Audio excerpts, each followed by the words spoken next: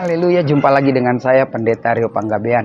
Apa kabar saudara? Saya berharap saudara selalu dalam keadaan sehat dan luar biasa. Saat ini saya sedang berada di daerah Nusa Dua, kawasan wisata, di mana saya boleh melihat bahwa gejolak kehidupan ekonomi di Pulau Dewata Bali ini sudah mulai membaik ya. Setelah masa-masa pandemi, setelah masa-masa COVID mulai berlalu. Saya ingin bagikan satu bagian firman Tuhan yang masih berkenan dalam situasi Paskah mungkin ya, situasi 40 hari perjalanan Yesus sebelum naik ke surga dan mencurahkan Roh Kudus 10 hari kemudian. Ayat ini luar biasa sekali. Lukas 22 ayat 48.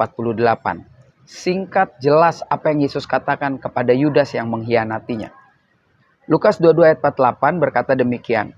Maka kata Yesus kepadanya, "Hai Yudas, engkau menyerahkan anak manusia," huruf besar, berarti ini sedang berbicara engkau menyerahkan Yesus yang dari surga ya. Saya ulangi, "Hai Yudas, engkau menyerahkan anak manusia dengan ciuman." Wow, ternyata ciuman itu bukan sesuatu ungkapan kemesraan, cinta dan sayang ya. Ya walaupun itu bagian, ternyata ciuman itu juga ada sesuatu yang mengerikan seperti ular mencium mangsanya. Dia mengeluarkan atau menyeberangkan bisa kepada mangsanya. Setelah mungkin mangsanya merasa nikmat dicium, tergigit sedikit, tapi kemudian kelepar-kelepar dan mati. Ya, inilah yang perlu diwaspadai oleh kita orang-orang percaya, kita orang Kristen, orang-orang yang mengasihi Tuhan. Kadang kita dikhianati dalam hidup kita, dalam pelayanan kita oleh orang-orang yang tampaknya mengasihi, orang-orang yang setia sama kita, orang-orang yang begitu dekat, atau pada akhirnya dia mencium kita seperti mungkin king cobra mencium lawannya. Kadang kita hancur oleh karena ciuman yang berbisa. Oke, mungkin kita bisa ganti. Kata cium di sini mungkin bukan bicara seperti orang mencium bibirnya ke pipi kita atau ke jidat kita atau mungkin ke bibir kita. Tetapi ini bicara tentang ungkapan perasaan sayang yang sepertinya tulus ternyata nggak tulus. Nah pada bagian lain kita pernah bahas bagaimana Tuhan Yesus mengatakan kalau ada orang yang jahat jangan balas kejahatan. Bahkan doa minta berkat agar orang itu datang.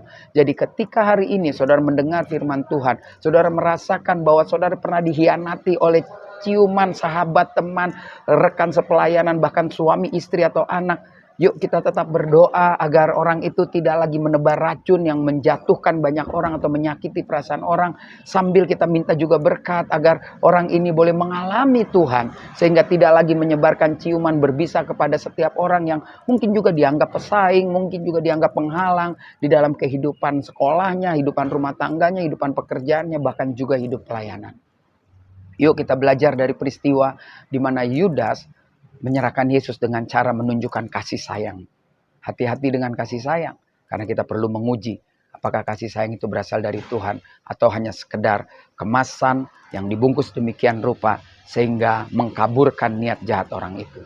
Saya percaya saudara dan saya mulai hari ini mulai bergantung kepada Tuhan, kepada Roh Tuhan untuk bisa menjadi orang yang punya hikmat membedakan mana ciuman yang mendatangkan kebahagiaan maupun ciuman yang mendatangkan kehancuran.